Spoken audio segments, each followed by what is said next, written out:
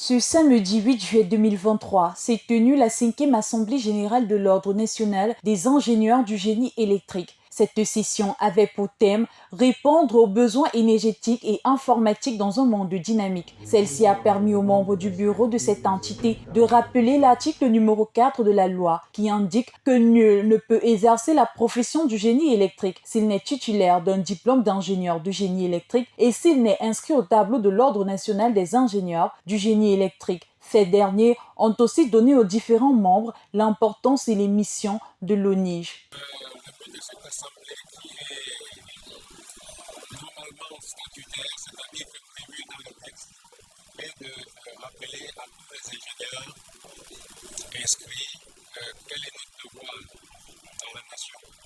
Notre devoir en termes de tout ce qui touche le métier de l'électrotechnique en général. Plusieurs membres ont répondu présents, à l'instar du pôle d'excellence en Afrique, l'Institut universitaire de la Côte, qui depuis de nombreuses années offre des programmes d'ingénieurs et établit un fort lien d'entente avec l'ordre.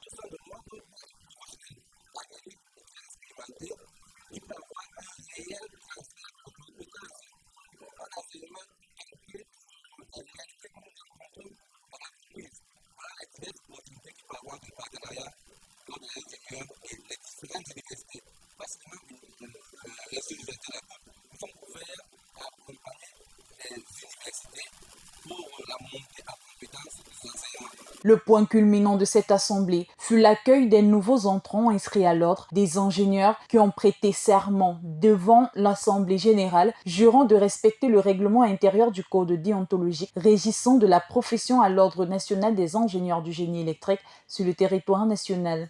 So it takes a long process to get admitted. So we follow the due process and today we are admitted.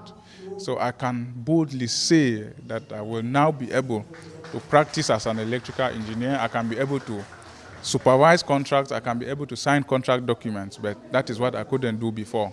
Équipé d'un dispositif adéquat pour la formation correcte de ses étudiants, l'IUC est un établissement d'enseignement supérieur qui offre des formations placées sous la tutelle académique de plusieurs universités et grandes écoles locales et internationales. Ainsi donc, tout diplômé de l'Institut universitaire de la Côte a la possibilité de s'inscrire dans différents ordres professionnels membres. De ce fait, l'Institut universitaire de la Côte lance ses prochains recrutements pour l'année académique 2023-2024 dans les villes de Douala, à l'IUC de Logbesso, Yaoundé, École nationale polytechnique supérieure de Yaoundé et Bafoussam, lycée bilingue de Bafoussam.